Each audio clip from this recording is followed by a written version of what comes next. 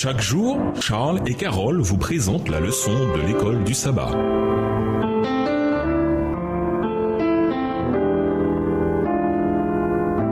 Bienvenue dans votre émission Dieu nous parle. Voilà la leçon de mercredi, l'obéissance de la foi. Paul dit sans ambiguïté que la foi est absolument fondamentale dans la vie chrétienne. C'est le moyen par lequel nous nous saisissons des promesses que nous avons en Christ. Mais qu'est-ce que la foi exactement? Qu'implique-t-elle? Que nous enseignent les passages suivants sur l'origine de la foi. Genèse 15, les versets 5 et 6, Jean 3, les versets 14 à 16, 2 Corinthiens 5, les versets 14 et 15 et Galates 5, le verset 6.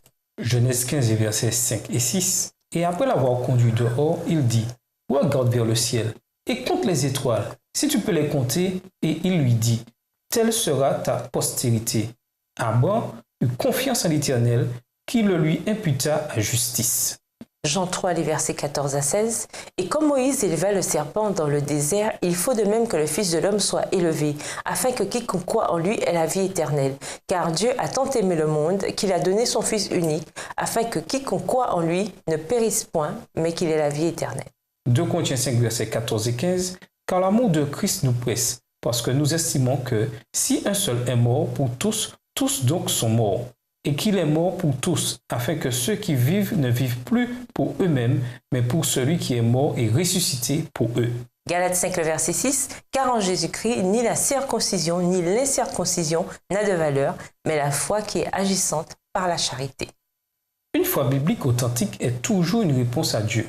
La foi n'est pas une sorte de sentiment ou d'attitude que les humains décident un beau jour d'avoir parce que Dieu le demande.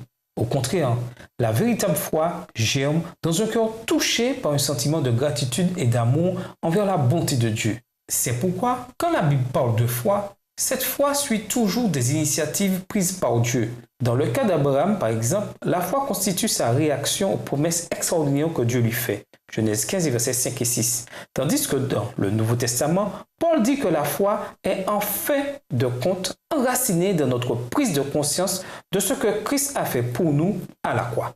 Si la foi est une réponse à Dieu, que devrait inclure cette réponse? Prenez en compte ce que les passages suivants disent de la nature de la foi.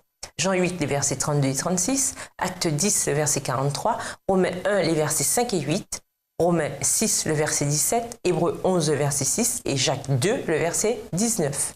Jean 8, les versets 32 et 36, vous connaîtrez la vérité et la vérité vous affranchira. Si donc le Fils vous affranchit, vous serez réellement libre. Acte 10, le verset 43, tous les prophètes rendent de lui le témoignage que quiconque croit en lui reçoit par son nom le pardon des péchés. Romains 1, les versets 5 et 8, par qui nous avons reçu la grâce et l'apostolat pour amener en son nom à l'obéissance de la foi tous les païens. Verset 8, je rends d'abord grâce à mon Dieu par Jésus-Christ au sujet de vous tous, de ce que votre foi est renommée dans le monde entier. Romains 6, verset 17, mais grâce soit rendue à Dieu de ce que, après avoir été esclaves du péché, vous avez obéi de cœur à la règle de doctrine dans laquelle vous avez été instruits. Hébreux 11, verset 6, or sans la foi, il est impossible de lui être agréable, car il faut que celui qui s'approche de Dieu croit que Dieu existe et qu'il est le rémunérateur de ceux qui le cherchent. Jacques 2, le verset 19, tu crois qu'il y a un seul Dieu, tu fais bien. Les démons le croient aussi et ils tremblent. Beaucoup de gens définissent la foi comme une croyance. Cette définition pose problème, car en grec, le terme traduit par foi est simplement la forme nominale du verbe croire. Employer l'une des formes du mot pour définir l'autre revient à dire la foi, c'est avoir la foi. Cela ne nous avance pas beaucoup. Un examen attentif des Écritures révèle que la foi n'implique pas seulement la connaissance sur Dieu, mais un consentement intellectuel ou une acceptation de cette connaissance. Voilà entre autres pourquoi il est si important d'avoir une image exacte de Dieu. Notre foi peut être perturbée par nos idées déformées sur le caractère de Dieu, mais un assentiment intellectuel à l'Évangile ne suffit pas, car en ce sens, les démons le croient aussi. La foi véritable affecte également la manière de vivre d'une personne. Dans Romains 1, verset 5, Paul évoque l'obéissance de la foi. Il ne dit pas que l'obéissance est similaire à la foi. Il veut dire que la foi véritable affecte toute la vie de la personne, pas seulement l'intellect. Elle suppose un engagement envers notre Seigneur et Sauveur Jésus-Christ et non pas une simple liste de règles. La foi, c'est tout autant ce que nous faisons, comment nous vivons et à qui nous faisons confiance que ce que nous croyons. Et nous vous laissons avec ces questions de réflexion. Avez-vous déjà porté des jugements sur vos semblables? Comme par exemple, un tel est un bon chrétien. Avez-vous entendu d'autres personnes tenir un tel discours? Le devrait-il?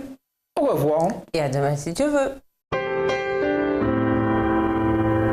Dieu nous parle.